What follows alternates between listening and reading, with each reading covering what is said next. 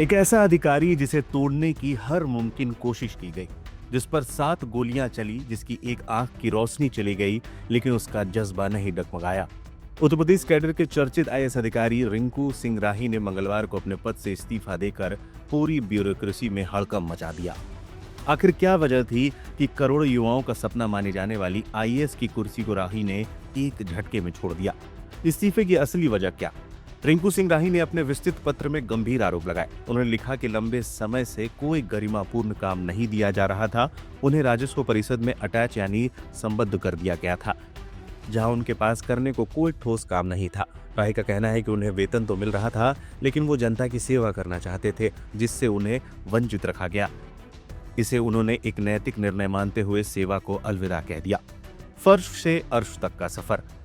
रिंकू का जीवन किसी फिल्मी कहानी से कम नहीं है। अलीगढ़ के एक बेहद साधारण परिवार में जन्मे रिंकू के पिता आटा चक्की चलाते थे। कॉन्वेंट स्कूल की फीस के पैसे नहीं थे, इसलिए सरकारी स्कूल में पढ़ाई की। स्कॉलरशिप के दम पर एनआईटी जमशेदपुर से बीटेक किया और फिर प्रशासनिक सेवा में आए। 2022 में उन्होंने यूपीएससी में 921वीं रैंक लाकर आईएएस बने। अब जब उन्होंने इस्तीफा दे दिया है तो पिता थोड़े हैरान जरूर हैं, लेकिन अपनी बेटे की ईमानदारी पर बोलते हुए उनका सीना गर्व से फूल जाता है। जो उसको काम नहीं दे रहे हैं, बता रहे हैं, वो कह रहे थे काम नहीं दे रहे हैं। वो देशभक्त आदमी है, ईमानदार आदमी है, मेहनती आदमी है। जिस किसी आदमी को मेहनत करने की टाइम नहीं देते हैं। 2009 में समाज कल्याण अधिकारी था, जब 100 करोड़ घोटाला निकाला था उसने मुजफ्फरनगर में। उसकी एक आंख चली गई, जबड़ा चला गया, और फिर भी हिम्मत नहीं हारी। 2023 में आईएएस निकाली उसने। मेहनत, देखिए, मेहनत, ईमानदारी और जज्बा तो है ही है उसमें। हमें गर्व है उस पर कि जो निर्णय लेता है तो देश हित में ही लेता है। मेरा मकान देख लीजिए, हमारी जो चक्की की मेहनत है, उसी की पलस्तर है, उसी का सब कुछ है। उसकी जो 2009 में जब गोली लगी थी, तो सारी जो उसकी का नाम है, जो नौकरी की ड्यूटी थी, वो मुजफ्फरनगर आने जाने में सारी ख़त्म कर दी उसने। हमारे पास कुछ नहीं है, हमारा बैंक बैलेंस देख लीजिए। लेकिन जो लोग मेहनती और ईमानदार होते हैं, तो उनके पास बैंक बैलेंस नहीं होते, ईमान ही होता है। और जो देश हित में जो होते हैं, जो देशभक्त होते हैं, वो सही निर्णय लेंगे। आयोग भी सही निर्णय लेगा। इस्तीफा लिखने से पहले वार्तालाप, राष्ट्रपति जी सही निर्णय लेंगे। हमें राष्ट्रपति जी सही निर्णय लेंगे। आई थिंक जब उन्होंने मेहनत की है तो अकॉर्डिंग टू मी उन्होंने सही किया है, क्योंकि एक आईएएस अधिकारी की जो पोस्ट होती है उसके अकॉर्डिंग उसे वर्क मिलना चाहिए, चाहे वो फील्ड का हो या कुछ भी हो। और इतना मैं जानती हूँ कि वो लायबल है इस चीज़ के लिए। जो एक इंसान 7 गोलीज खा के भी अपने हित के लिए, अपने परिवार के चिंता ना करते हुए वो इसे कर सकता है, तो अकॉर्डिंग टू मी उसे ये पोस्ट मिलनी चाहिए।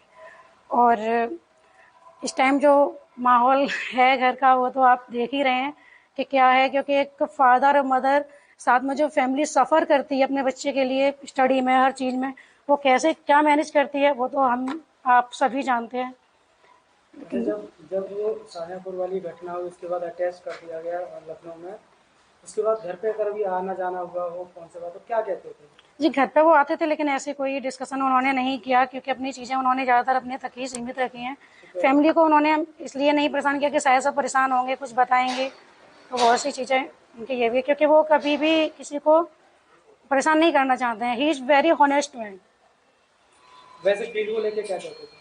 फील्ड को लेके उनका यही है कि वो समाज की सेवा करना चाहते हैं, तो आई थिंक उन्हें ये चीज़ मौका मिलना चाहिए। जब 36 घंटे में ही छिन गई थी कुर्सी, ये विवाद शुरू हुआ जुलाई 2025 में।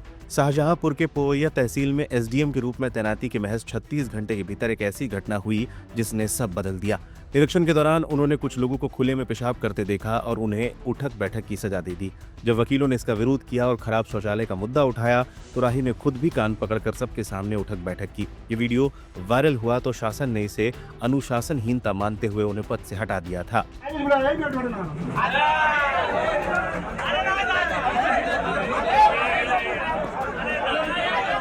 7 गोलियों का वो खौफनाक मंजर।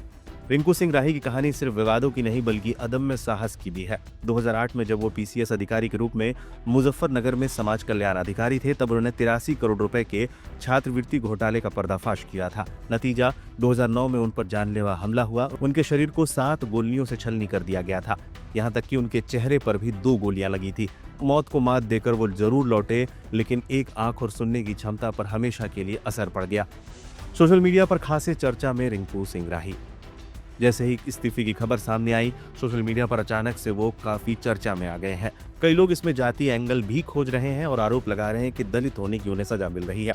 आज रिंकू सिंह राही का इस्तीफा प्रशासनिक गलियारों में कई सवाल खड़े कर रहा है। क्या सिस्टम में ईमानदार अधिकारियों के लिए जगह कम होती जा रही है या फिर जनसेवा का जज्बा नियमों की पेचीदगियों में दम तोड़ रहा है?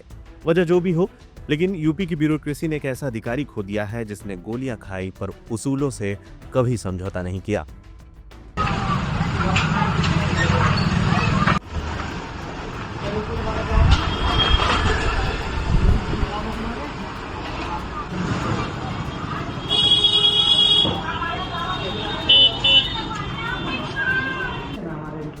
हम पूरा परिवार आज भी ज्वाइन कर